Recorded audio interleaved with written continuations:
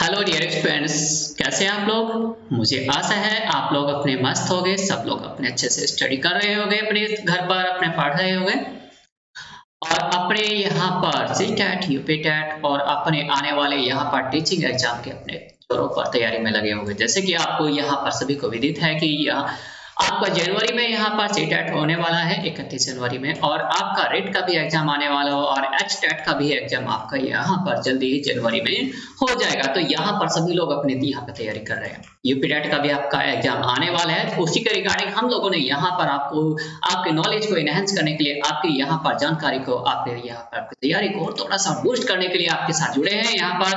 तो यहाँ पर सबसे पहले आप सभी का अपने यहाँ पर यूट्यूब चैनल अध्ययन अड्डा यूट्यूब चैनल पर आपका स्वागत किया जाता है और मैं यहाँ पर आपका भाई, आपका दोस्त, आपका मेंटर तेजेंद्र सिंह यहाँ पर आपका वेलकम करता हूँ।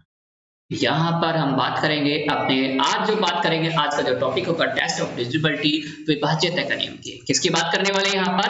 विभाज्यता के नियम के यहाँ पर बात करने वाले हैं और ये हमारे लेक्चर होगा, ये पार्ट 3 पार्ट्स में डिवाइड होगा, 3 to 4 पार्ट में डिवाइड होगा, क्योंकि हम लोग ज्यादा बड़ा लेक्चर नहीं बनाएंगे। इनको आप सीक्वेंस के आगे पीछे करके देख सकते हैं। तो पहले लेक्चर में हम यहाँ पर बात करेंगे डिविजिबिलिटी ऑफ 2, डिविजिबिलिटी ऑफ 4 और डिविजिबिलिटी ऑफ 8। हम लोग यहाँ पर इनको एक साथ लेके चलेंगे, 2 को और 4 को और 8 को। तो यहाँ पर इनको हम लोग बात करने वाले हैं, यानी कि 2 का और 4 का और 8 का विभाज्यता का नियम क्या है, किस तरीके से होते हैं। अब देखिए विभाज्यता के नियम की जरूरत क्यों पड़ी हमें। सबसे पहले मेन क्वेश्चन तो याद है। अब भाई हम लोग विभाज्यता का नियम के बारे में कहानी गढ़ते रहते, बनाते रहते, लेकिन हमें नहीं पता चलता कि हम लोग विभाज्यता का नियम क्यों पढ़ते हैं। विभाज्यता का नियम का फायदा इसलिए होता है कि ताकि हम संख्या को देखते ही उसे, हमारे सामने जो संख्या है उसे देखते तुरंत बता दे कि वो संख्या किससे डिवाइड होगी, किससे नहीं होगी। क्योंकि हमें टाइम नहीं होता, हमारे टाइम की सेविंग करने के लिए इसका फायदा होता है, हमारा समय की बचत हो जाए। क्योंकि हमें जब मैथमेटिक्स कैलकुलेशन करते हैं तो उसमें वहां पर हमारे पास इतना समय नहीं होता, तो हम उस समय को, उस जो हमारा इंपॉर्टेंट टाइम है उस टाइम को हम लोग कहीं और यूज कर सके, इसलिए हम विभाज्यता के नियम की यूज करते हैं। मेरा यहाँ पर वर्क है आपके नॉलेज को एनहांस करना, आपके नॉलेज को थोड़ा सा बढ़ाना, बूस्ट करना।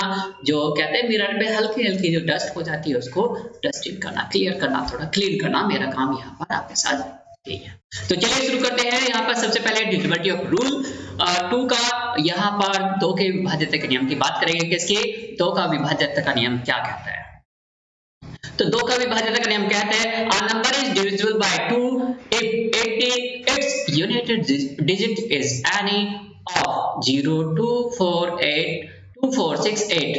एग्जाम्पल जैसे कि आप यहाँ पर देख रहे हो 8 4 9 2 9 3 2 is divisible by 2 while the 6 5 9 3 5 is not। अब इस बात को हम लोग कैसे देखें कि यदि किसी संख्या के यहाँ पर कोई भी संख्या दी गई है, कोई भी है 4 2 6 8, इस संख्या के लास्ट में आप देख रहे हैं यहाँ पे इनमें से कोई भी एक संख्या है या नहीं है। जैसे कि यहाँ पर आप देख रहे हैं 8 है, क्या है 8 है, तो ये संख्या क्या होगी 2 से विभाजित हो जाएगी।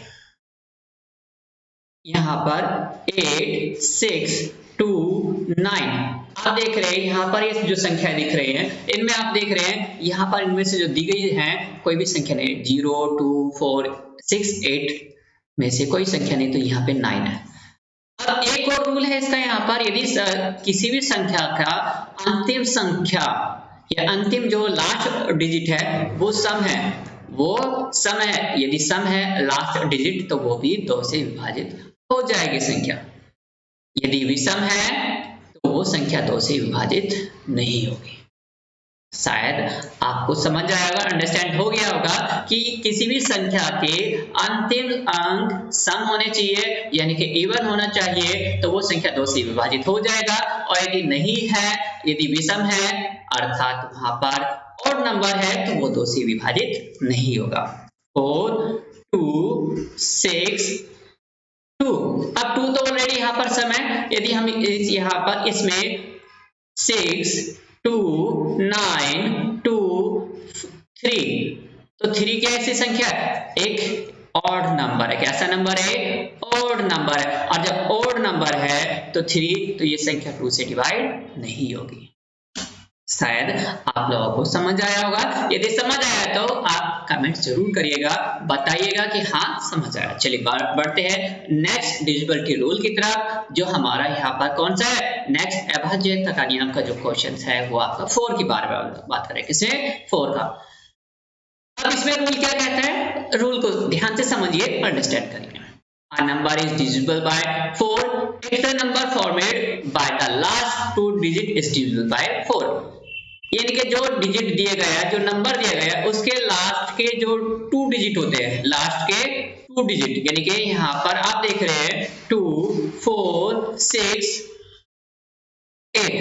अब ये जो लास्ट के डिजिट है ये 2 से डिवाइडेड होने चाहिए, है ना? अभी आपका ये होगा। यदि आप छोटी सी संख्या ले लीजिए, यहाँ पर ये है 4, 6, 2 और ये पूरा है यहाँ पर संख्या, ठीक है, 2468, 236, 236, 405। यदि आप इन संख्या को देखो तो इन संख्या के लास्ट में आप देख रहे हैं 36 है, और 36 क्या होता है? 4 के टेबल में आता है, बिल्कुल आता है। तो ये संख्या आपकी डिवाइड हो जाएगी, 4 9 36। यदि आप 62 की बात करें तो क्या ये डिवाइड होगा?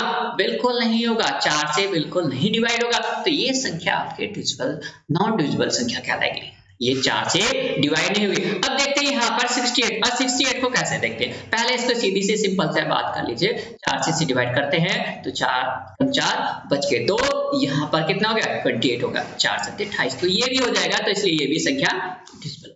पहला रूल समझ में आ गया। इसकी पहली बात ये कह रहा था आपने पहले। दूसरे रूल में क्या कहते हैं? एक और इसका रूल है, यदि किसी भी, ठीक है, डिजिट में लास्ट 2 डिजिट 0 है तो वो भी संख्या क्या होगी आपकी? 4 से डिवाइड हो जाएगी। किसी भी संख्या के लास्ट 2 डिजिट में 0 है, मतलब यहाँ पर आप देख रहे हैं ये 2 डिजिट 0 है, ये पूरा डिवाइड हो जाएगा। अब मैं यहाँ पर कहता हूँ लास्ट डिजिट के 2 0 गलत हो जाएगा, ये गलत हो जाएगा, मतलब लास्ट में 2 0 होनी चाहिए तभी वो डिवाइडेड होगा। यदि मैं यहाँ पर 4 0 कर दें या, और ये हो जाएगा। यदि मैं इसे 5 0 कर दूं तो बिल्कुल नहीं होगा। यदि डबल 0 कर दे तो तब ये डिवाइड हो जाएगा, मतलब अंत में लास्ट में क्या होना चाहिए? 2 0 होना चाहिए। एक और तरीका देख लीजिए इसका। किसी भी संख्या के यहाँ पर 4 से डिवाइड होने के लिए आपको पहला रूल कि वो संख्या 2 से भी डिवाइड हो और 4 से भी डिवाइड हो। ये सिंपल सा रूल है, समझ में आ रहा है? ये चीजें आपको क्लियर होगी 4 से डिविजिबिलिटी रूल का। चलिए बात करते हैं नेक्स्ट यहाँ पर डिविजिबिलिटी रूल 8। मैंने जैसे आपसे यहाँ पर प्रॉमिस किया था कि मैं यहाँ पर आपको पहले पार्ट में 2, 4, 8 का डिविजिबिलिटी रूल बताऊंगा। उसके बाद यहाँ पर नेक्स्ट जो हम यहाँ पर बात करेंगे नेक्स्ट पार्ट में, लेक्चर 4 के यहाँ पर पार्ट 2 में यहाँ पर बात करेंगे 3, 9 और 6 के डिविजिबिलिटी रूल के बारे में। तो आप हमारे साथ बने रहिए, यदि आपको समझ आ रहा है, अंडरस्टैंड कर रहे हैं। यहाँ पर डिविजिबिलिटी बाय 8 की में यदि बात करें यहाँ पर, तो सबसे पहले समझ लीजिए इसमें होता क्या है। A number is divisible by 8। उसमें क्या होता है? If the number formed by the least, ठीक है, last 3 digit of the given number is divisible by 8, then it is divisible by 8। यानी कि किसी भी संख्या के लास्ट के 3 डिजिट यदि आपकी 8 से डिवाइड हो जाते, 8 से विभाजित हो जाते, तो वो संख्या क्या होगी? 8 से डिविजिबल मानी जाएगी। जैसे कि आप देख रहे हैं यहाँ पर 9, 5, 3, 3, 6, 0।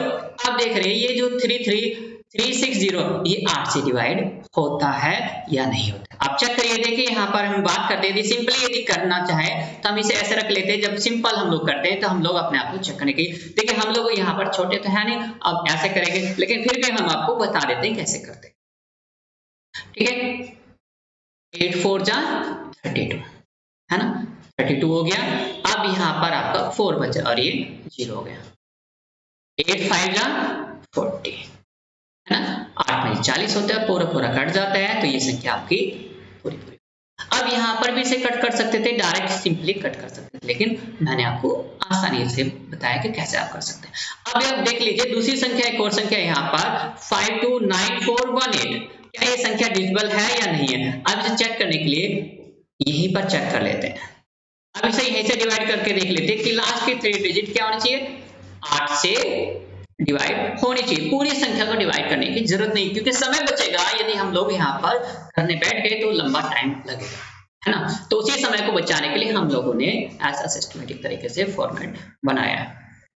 बात करते हैं यहाँ पर 8 में 40 और यहाँ पे बच गया 1, 18, तो ये तो 8 दूनी 16 बच गया 2, ये तो कटेगा नहीं, तो ये डिविजिबल नहीं है, ये डिविजिबल है।